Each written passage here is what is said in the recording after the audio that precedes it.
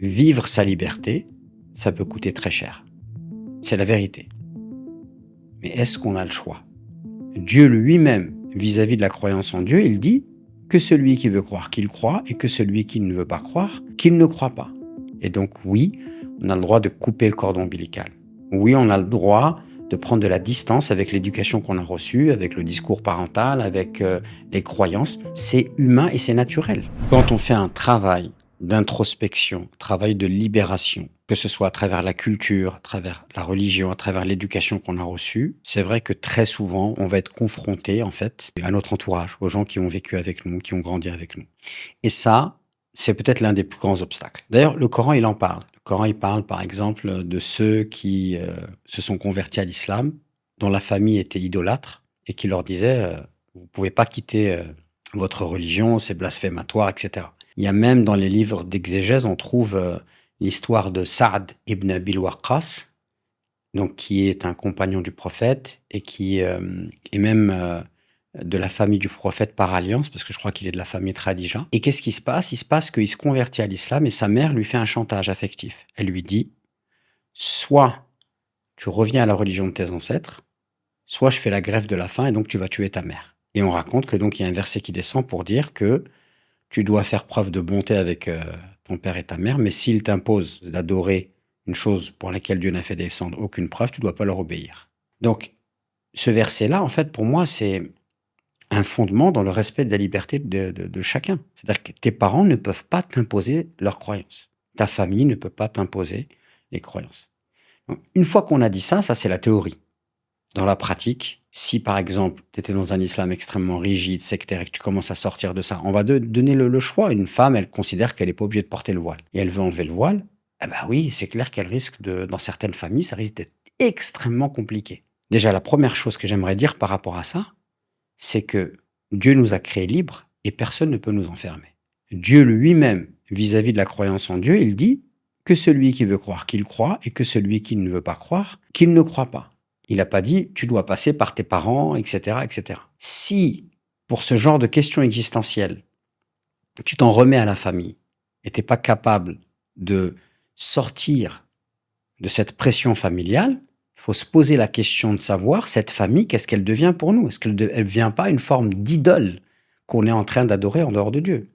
Est-ce que cette famille-là, elle n'est pas au niveau de Dieu? C'est-à-dire que Dieu t'a rendu libre, t'a donné la liberté de conscience et tu ne souhaite pas vivre ta liberté parce que il y a le regard de la famille. C'est-à-dire que le regard de la famille devient aussi important que Dieu, ça pose problème. Et puis, on peut aussi se poser la question de savoir quelle vie tu vas vivre, comment tu vas vibrer, comment tu vas pouvoir vivre dans cette vie en étant enfermé dans le piège de « je dois respecter ma famille ». Dans le sens, en fait, c'est plus du respect, c'est une forme de soumission à la famille. Donc ça, c'est extrêmement important à comprendre. Et c'est vrai que quand on est dans ce genre de situation, vivre sa liberté, ça peut coûter très cher. C'est la vérité. Mais est-ce qu'on a le choix? Est-ce qu'on peut vivre en étant enfermé? Ensuite, il y a autre chose qu'on peut dire, c'est que il y a des gens qui sont dans des situations où ils savent que s'ils affirment leur liberté, la réponse de la famille va être d'une violence extrême. D'accord? Et donc, comme ils sont dans une forme de loyauté, on parle de conflit de loyauté en psychologie, comme ils sont dans une forme de loyauté vis-à-vis de la famille, ils ne pensent pas qu'ils sont dans leur droit en vivant leur vie sans forcément tout dévoiler à leur famille. Et ils vont considérer qu'il y a une forme d'hypocrisie. C'est pas vrai. Tu as le droit de vivre ta vie, tu n'es pas obligé de dévoiler tout ce que tu crois à ta famille. Tu as le droit d'avoir une intimité. D'accord? D'ailleurs, c'est très important parce que dans certaines familles, on ne te laisse pas le droit d'avoir cette intimité. La famille est très intrusive. Tu as le droit d'avoir ton intimité, tu as le droit d'avoir des opinions différentes de tes parents, tu as le droit d'avoir des croyances différentes de tes parents. C'est pas forcément renier tes parents, donc tu n'es pas obligé de tout dire, surtout si tu sais que ça va être mal accepté ou mal compris, ou mal vécu. Et là, en fait, on est en plein dans ce qu'on appelle l'émancipation. Dans beaucoup de nos familles maghrébines, africaines, eh bien, en fait, on a été éduqués dans le respect des parents, mais un respect qui est complètement dévoyé. C'est même plus du respect, en fait. C'est une forme d'idolâtrie. Et donc, oui, on a le droit de couper le cordon ombilical. Oui, on a le droit de prendre de la distance avec l'éducation qu'on a reçue, avec le discours parental, avec les croyances. C'est humain et c'est naturel. D'accord? Et faire ce travail, eh bien, en fait, ça demande un courage. Ça demande un courage et ça demande une préparation, ça demande de la force.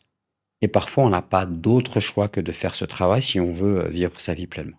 C'est une évidence que lorsqu'on veut faire ce travail de libération face à sa famille, eh bien, on est touché dans sa chair, on est touché dans ses tripes, parce que c'est des liens du sang. Son père, sa mère, c'est pas rien.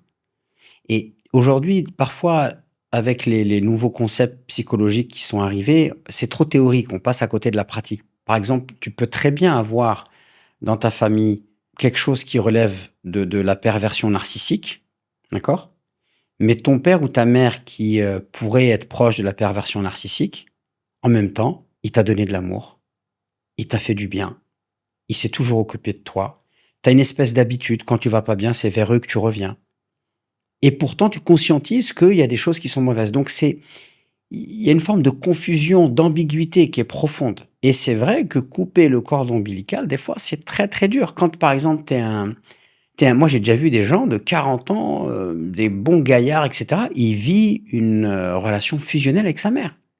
Et sa mère, elle lui fait la misère. Il n'arrive pas à se marier, ou dès qu'il prend une femme, elle le fait divorcer, etc. Et il se rend pas trop compte, mais il est tellement enfermé dans cette relation fusionnelle, c'est compliqué. Et puis au moment où il se rend compte qu'en fait, il doit mettre de la distance avec sa mère, c'est très, très, très, très, très, très dur. Alors, comment on fait pour dépasser ça et surmonter ça? Mais en fait, il y a le travail thérapeutique. Il faut se faire accompagner et il faut trouver du soutien. Il ne faut pas rester seul. La famille, il y a celle dont tu hérites et il y a celle que tu peux te créer. Et donc, il faut absolument avoir du soutien. Le soutien, il est psychologique, en allant voir des thérapeutes, mais il peut être aussi par le fait peut-être d'appartenir à des groupes de discussion qui vont parler de ce genre de situation avec des gens qui ont vécu la même chose, ou alors tout simplement avec des gens de ton entourage qui vont te soutenir, et une forme de famille que tu vas te reconstituer, qui correspond plus à qui tu es, à tes valeurs, etc., qui te comprennent et qui te soutiennent. Parce que quand on est seul, c'est vrai que c'est très, très, très difficile, et la solitude dans ce genre de situation, elle est vraiment un gros obstacle au changement. Donc, il faut bien comprendre que ce sujet-là, il est autant théologique que psychologique, puisqu'il y a des choses à déconstruire sur le plan théologique, puisqu'on nous a enfermés avec des concepts religieux de birrul walidain, d'accord? Et on a une vision du respect des parents qui vient à l'obéissance stricte aux parents, alors qu'il n'y a pas d'obéissance aux parents dans le mal ou dans le non-respect des droits que Dieu nous a donnés. Et puis, bien sûr, il y a une dimension psychologique. Il faut se faire très souvent accompagner pour dépasser ça, parce que c'est quand même très, très, très compliqué, très complexe et très douloureux.